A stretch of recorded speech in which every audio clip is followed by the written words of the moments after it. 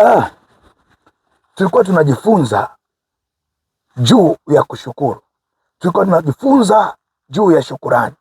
Shukurani imebeba mambo mengi, na shukurani ni muhimu sana kwenye maisha ya kila mtu. Shukurani ni muhimu sana kwenye maisha yako. Tunatakiwa na tunajifunza kushukuru kwa kila jambo. Haijalishi ni jambo la aina gani uko nalo, haijalishi ni jambo la aina gani unapitia, haijalishi ni mapito mazuri au mabaya, unatakiwa kushukuru kwa kila jambo.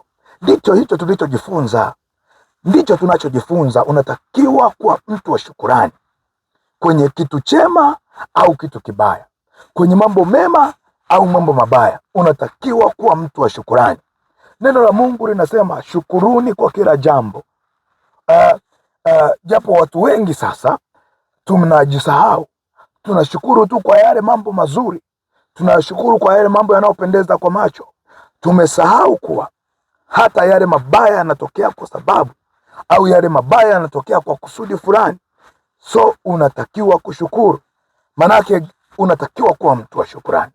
Unapokosa shukurani, manake unakosa kumtukuza Mungu. Unapokosa shukurani, unakuwa haujamtukuza Mungu bado, kwa sababu neno la Mungu nasema shukurani, kumshukuru Mungu ni kumtukuza Mungu. Ndio hivyo tunavyojifunza. Unatakiwa uwe mtu wa shukurani. Haijalishi ni mapito gani unayapitia, haijalishi ni mambo gani yanakumbana na wewe au wewe unakumbana nayo. Kwa hiyo unaposhukuru uko maana yake unaruhusu hata yale ambayo hayajatokea yatokee. Unaposhukuru maana yake una uhakika na lile jambo ambalo linapitia kwako, limepitia kwako, au unatamani kuwa nalo. Shukurani ni neno la imani, maana yake unakuwa unashukuru kwa sababu una hakika. Ndio maana nataka nikwambie kuwa unatakiwa kuwa mtu wa shukurani. Tunatakiwa kuwa ni watu wa shukurani.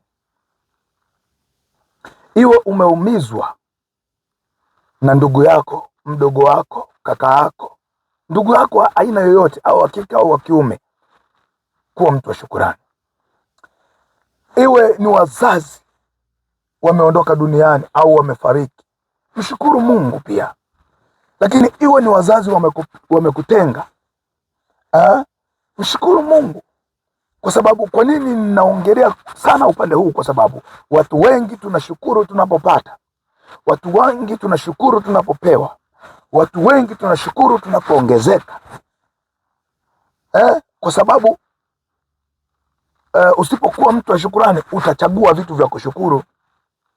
Nataka nikwambie wewe ambaye sio mtu wa shukurani, kuna kitu unakikosa. Kuna kitu cha baraka unakikosa, tena kitu kikubwa sana. Kwa sababu uko hapo sio mtu wa shukurani. Umekuwa ni mtu wa malalamiko, umekuwa ni mtu wa manunguniko, kwamba mimi ona sina viatu, ona sina viatu. Mshukuru Mungu.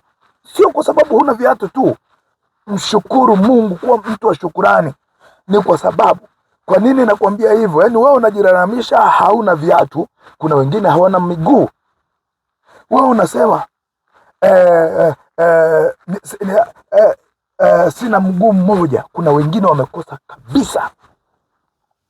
Wewe unasema sina watoto, mimi sina watoto, sina watoto. Na wewe mwanaume umekazana, mke wangu toka nimekuoa. Yaani umekosa shukrani, kwa kwamba unaingia kwenye lawama, unaingia kulaumu watu, unaingia kulaumu kila mtu unayemuona. Mke wangu toka nimekuoa, wala sione ukitema mate, wala sioni mimba, wala sioni, unajaza tu choo. Yaani wewe umekuwa mtu wa kumlaumu mtu mwingine, umekuwa ni mtu wa kulaumu mambo mengine. Kuwa mtu wa shukrani, ndipo kuna mambo mengine makubwa yatatokea kwako. Acha kuwa mtu wa kulaumu kila kitu. Acha kuwa mtu wa kulaumu kila jambo. Acha kuwa mtu wa kulaumu kila hali unayoiona mbele yako. Nimekuambia wewe unalalamika hauna watoto, kuna watu hawana wazazi. Wewe unalalamika hauna mke, kuna watu hata kuchumbia, hata kutongozwa hawajawahi kutongozwa. Ndio maana niko hapa kukwambia, lazima tuwe ni watu wa shukurani. Lazima tuwe ni watu wa shukurani. Haijalishi ni hali ya namna gani tunapitia, haijalishi ni majonzi ya namna gani tunakutana nayo, lakini haitoshi, ila tunatakiwa kuwa watu wa shukurani. Tumefundishwa, wale mnaohudhuria ni madhabahu ya ushindi pale Active Fellowship, tumefundishwa unapokuwa mtu wa shukurani, manake imani iko ndani yako, manake wewe unamtukuza Mungu kuliko kitu chochote. Kuwa mtu wa shukurani. Nakwambia tena, kuwa mtu wa shukurani. Unalalamika hauna viatu, wenzako hawana miguu kabisa. Kuwa mtu wa shukurani. Usiwe mtu wa kubeba lawama kila siku. Usiwe mtu wa kujilalamisha kila wakati. Usiwe mtu wa kufanya mambo, kusema kwamba wewe umesahaulika. Lawama kila siku zimejaa kwenye kinywa chako. Kuwa mtu wa shukurani. Kinywa chako kitoe neno la shukurani kila kunapoitwa leo. Unalalamika wewe umekosa kula, umekosa chakula. Wengine wako ICU. Wengine wako mahospitali. Wengine hawajui wataponaje. Wengine hawajui wataamka vipi. Wewe unalalamika eti leo nimekosa kwenda sehemu nzuri, nimekosa kwenda sehemu ya kujidai, nimekosa kwenda kupari. Na kuambia, acha lawama, kuwa mtu wa shukurani. Na utakapobadilika ukawa mtu wa shukurani, kuna mambo yatatokea. Kama wewe kwenye ndoa, uko kwenye ndoa muda mrefu, kwa muda mwingi, au umehangaika kutafuta mtoto na umekosa, mshukuru Mungu. Majira kama haya ninakuhakikishia utapokea mtoto wako. Wewe ambaye hauna kazi, usibebe lawama kwa sababu hauna kazi, kwa sababu kila ofisi unayoenda, kila kazi unayotafuta haiongezeki, bali inapotea au inakufa.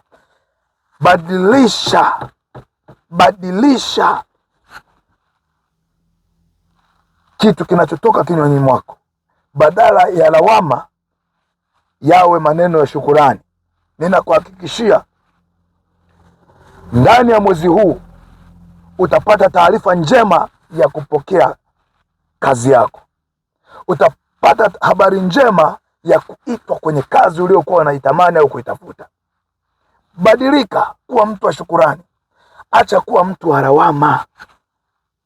Kuna watu hawakupendi, kuna watu hawakusogelei kwa sababu wanaogopa. Wewe unapowaona tu, lawama ziko juu yake. Wewe unapoongea nao tu, umewalaumu. Ndio maana watu wanakukimbia.